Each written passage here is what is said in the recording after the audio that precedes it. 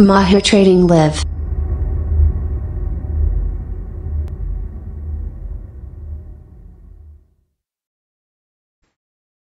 Assalamualaikum warahmatullahi wabarakatuh. Selamat datang kembali di channel Mahir Trading Live. Pada kesempatan kali ini kita membahas tentang analisa teknikal ya di cryptocurrency. Mohon dibantu agar di like, subscribe, komen, dan share agar channel ini dapat terbangun ke depannya. Oke, kita ke slide ya. Apakah itu analisa teknikal? Analisis teknikal atau technical analysis yang sering disebut sebagai pembacaan grafik adalah sebuah tipe analisa yang bertujuan untuk memprediksi masa depan atau futures perilaku pasar berdasarkan dengan aksi harga sebelumnya dan data volume. Pendekatan technical analysis yang diaplikasikan secara ekstensif pada bursa saham dan aset pasar finansial tradisional lainnya. Akan tetapi, hal ini juga menjadi komponen penting dari perdagangan mata uang digital pada pasar mata uang digital. Terbalik dengan analisis fundamental yang mempertimbangkan banyak faktor di sekitar harga untuk sebuah aset. Technical analysis secara khusus difokuskan pada riwayat aksi harga. Maka dari itu, hal ini sering digunakan sebagai alat untuk memeriksa fluktuasi harga aset dan data volume, dan banyak pedagang menggunakannya sebagai percobaan untuk mengidentifikasi tren dan kesempatan perdagangan yang baik. Walaupun bentuk primitif dari analisa teknis sudah ada sejak abad ke-17 di Amsterdam dan pada abad 18 di Jepang, technical analysis modern sering ditelusuri kepada pekerjaan Charles Dow, seorang jurnalis finansial dan pendiri dari The Wall Street Journal. Dow adalah salah satu orang pertama kali yang mengamati bahwa aset individu dan pasar sering bergerak dalam tren yang dapat disegmentasi dan diperiksa. Pekerjaannya menghasilkan Dow Theory atau teori Dow yang mendorong pengembangan berlanjut pada analisis teknis. Pada awalnya, pendekatan awal analisis teknis ini berdasarkan dengan kertas buatan tangan dan kalkulasi manual. Akan tetapi, dengan perkembangan teknologi dan komputasi modern, technical analysis menjadi sangat luas dan sekarang menjadi sebuah alat yang penting untuk banyak investor dan pedagang. Ya. Di technical analysis itu, saya sudah jelaskan di forex ya, pada intinya sama saja seperti penggunaan Bollinger Band, moving average, ya, CCI, MACD dan lain-lain ada di channel belajar forex dan bisa digunakan sama halnya dengan di cryptocurrency ya. Oke, kita lanjut. Bagaimana cara kerja analisis teknikal? Seperti yang telah disebutkan, technical analysis pada dasarnya adalah pembelajaran harga sekarang dan lampau dari sebuah aset. Asumsi utama dari analisis teknis adalah berfluktuasi pada harga aset, tidak acak dan sering berjalannya waktu. Seiring berjalannya waktu, hal ini akan berubah menjadi sebuah tren yang dapat diidentifikasi. Pada intinya, technical analysis adalah analisa dari kekuatan pasokan dan permintaan, supply demand, yang mempresentasikan sentimen pasar secara keseluruhan. Dalam kata lain, harga dari sebuah aset adalah cerminan dari kekuatan penjualan dan pembelian. Dalam hal tersebut, secara dekat terkait dengan emosi pedagang dan investor yang berdasarkan dengan ketakutan dan ketamakan. Yang penting untuk diketahui bahwa technical analysis dianggap lebih handal dan efektif pada pasar yang beroperasi dengan kondisi normal, dengan volume dan likuiditas yang tinggi. Pasar bervolume tinggi lebih kuat terhadap manipulasi harga dan pengaruh eksternal yang tidak normal yang dapat memberikan signal yang salah dan menyebabkan technical analysis menjadi tidak berguna ya. Untuk memeriksa harga dan menemukan kesempatan yang baik, pengguna menggunakan berbagai macam alat pembaca grafik yang dikenal sebagai indikator. Indikator analisis teknis dapat membantu pedagang atau trader mengidentifikasi tren sekarang dan juga dapat memberikan informasi penting mengenai tren yang dapat muncul di masa-masa yang akan datang. Dikarenakan indikator technical analysis dapat memberikan signal yang salah, beberapa trader menggunakan beberapa indikator sebagai sebuah cara untuk mengurangi resiko. Ya. Indikator technical analysis umum. Dari banyak indikator analisis teknis yang ada, Simple Moving Average atau SMA adalah yang paling sering digunakan dan contoh yang paling dikenal. Seperti yang namanya diberikan, SMA adalah perhitungan berdasarkan dengan harga penutupan dari sebuah aset dalam sebuah periode tertentu. Exponential Moving Average atau EMA adalah versi modifikasi dari SMA yang menitikberatkan pada harga penutupan terbaru dibandingkan dengan yang sudah lama.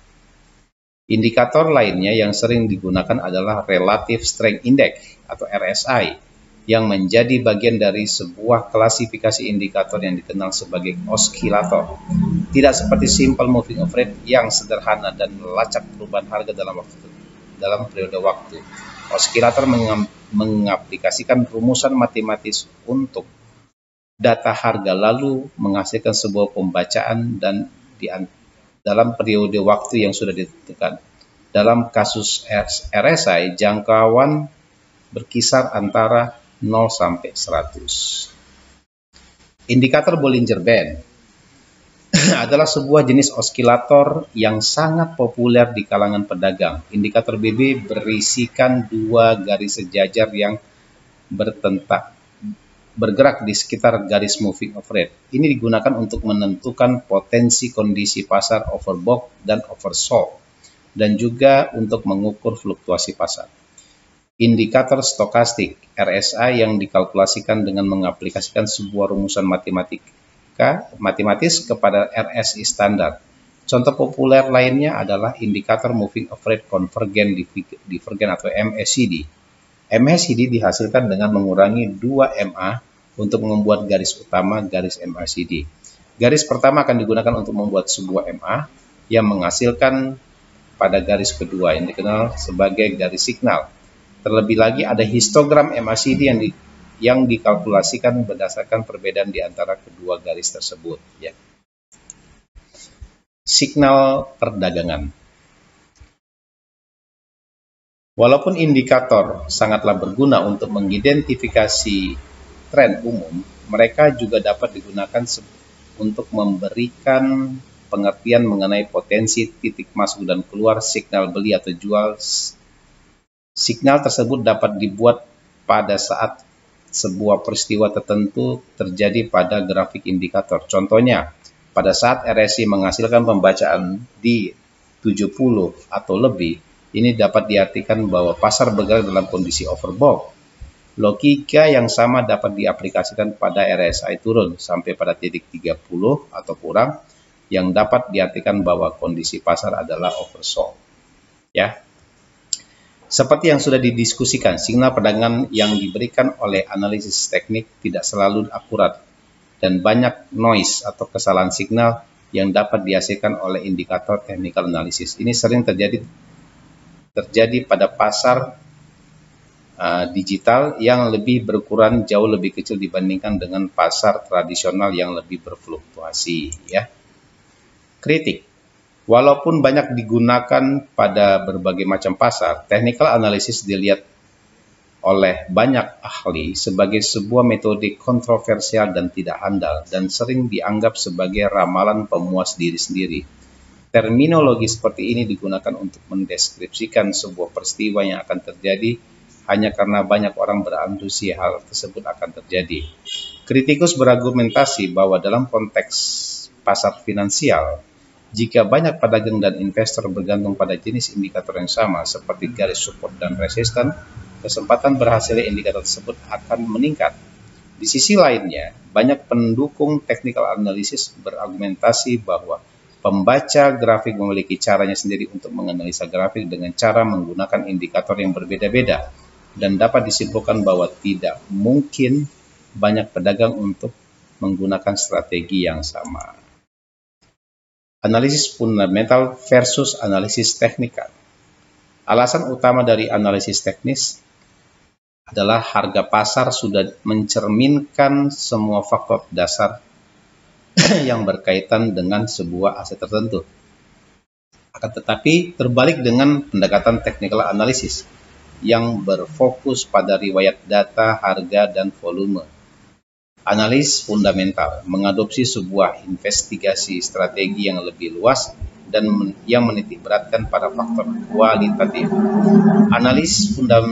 Analisa fundamental menganggap bahwa performa masa depan untuk sebuah aset tergantung dari sekedar riwayat data. Dasarnya, fundamental analysis adalah sebuah metode yang digunakan untuk memperkirakan nilai dasar sebuah perusahaan, bisnis atau aset berdasarkan dengan perluasan jangka mikro dan kondisi ekonomi makro, seperti pengelolaan perusahaan dan reputasi dan kompetisi pasar, rasio pertumbuhan dan kesehatan industri.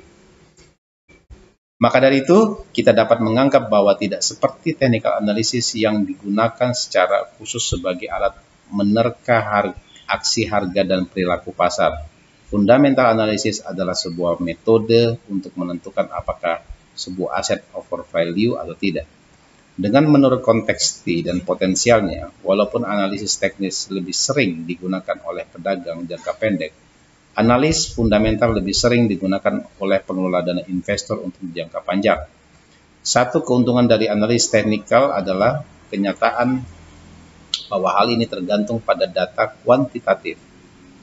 Data dan memberikan sebuah kerangka kerja untuk berinvestigasi objektif dari riwayat harga, menghilangkan penebakan yang terjadi dikarenakan pendekatan kualitatif oleh analisa fundamental.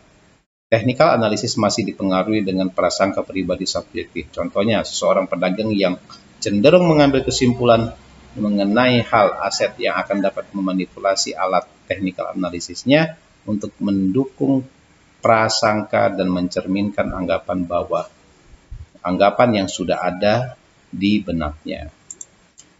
Konklusi, di samping kritik dan debat kontroversial yang panjang mengenai metode mana yang lebih baik, kombinasi technical analysis dan fundamental analysis dianggap oleh banyak orang sebagai sebuah pilihan yang lebih rasional. Walaupun fundamental analysis biasanya dikaitkan dengan strategi investasi jangka panjang, technical analysis dapat memberikan informasi berharga mengenai kondisi pasar jangka pendek yang dapat berguna untuk pedagang dan investor. Contohnya pada saat ingin menentukan titik masuk dan titik keluar, ya, titik entry dan titik exit. Oke, sudah kita bahas tentang technical analysis yang singkat. Jadi sudah selesai pembahasan tentang analisis teknikal dan kita akan lanjut ke slide pembahasan berikutnya di video berikutnya.